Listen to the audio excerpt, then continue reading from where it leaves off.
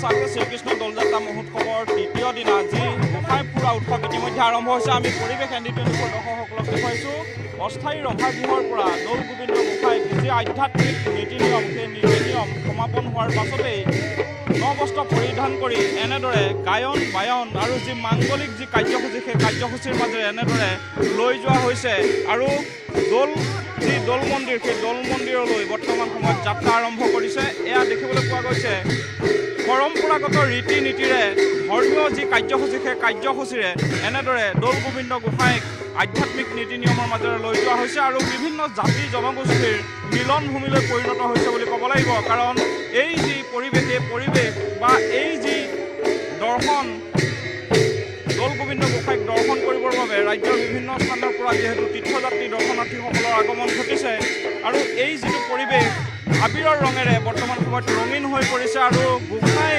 দৌল গোবিন্দ গোসাঁইক যি ফাকুগুৰি সেই ফাকুগুৰি দিয়াৰ পিছতেই ভট্টদ্ৰৱাৰ যিসকল সত্ৰৰ ভকত বৈষ্ণৱ আছে তীৰ্থযাত্ৰী আছে সকলোৱে আবিৰৰ ৰঙেৰে ইজনে সিজনক আবিৰ সানি এনেদৰে আবিৰৰ ৰঙেৰে ৰঙীন হৈ পৰা পৰিলক্ষিত হৈছে আৰু এয়া হৈছে ভট্টদ্ৰৱাৰ পৰিৱেশ আমি দেখুৱাইছোঁ। আৰু যিহেতু বৰ্তমান সময়ত ন ধেমালিৰে মুখৰিত হৈ পৰিছে আমি পোনপটীয়াকৈ দৰ্শকসকলক ন ধেমালিৰ মাজলৈ লৈ যাব বিচাৰিছোঁ।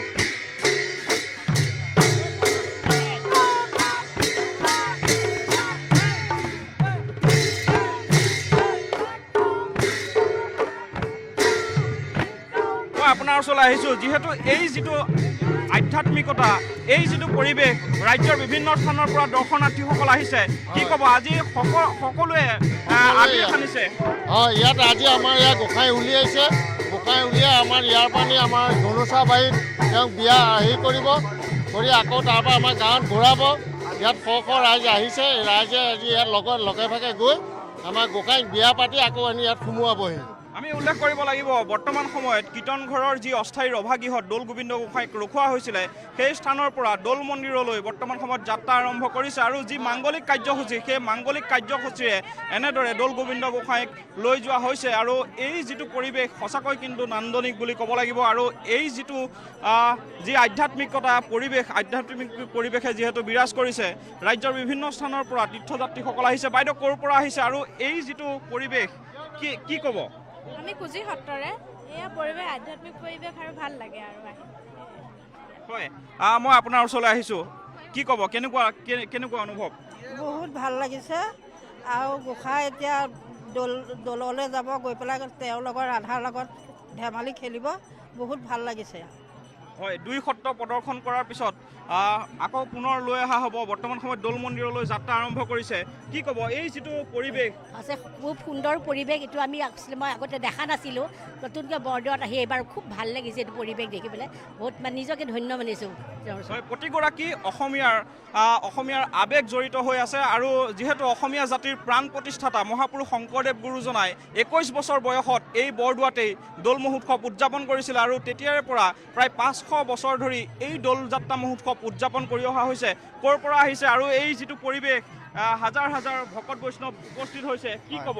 আমি আহিছোঁ গুৱাহাটীৰ পৰা আৰু আজি ভট্টদ্ৰৱাৰ থানাত আমি এই হোলী চাবলৈ আহিছোঁ আৰু এই পৰিৱেশটো দেখি আমি বহুত সন্তুষ্ট হৈছোঁ আৰু মই প্ৰথমবাৰৰ পৰা এই গুৱাহাটীৰ পৰা আজি আহিছোঁ ইমান বছৰৰ মূৰত একচুৱেলি খুবেই ভাল লাগিছে বৰ আনন্দ কৰিছোঁ আমি।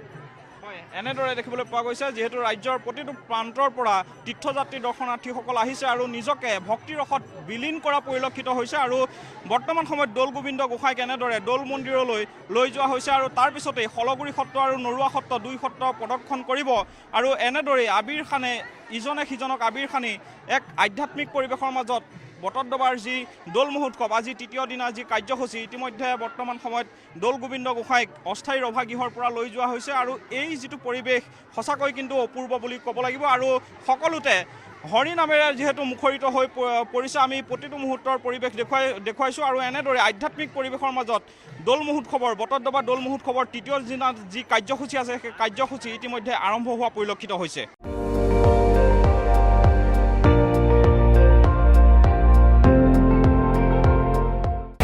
আপুনি চাই আছে ND24 সৰ্বশ্ৰেষ্ঠ নহয় সৰ্বোত্তমৰ দৌৰ।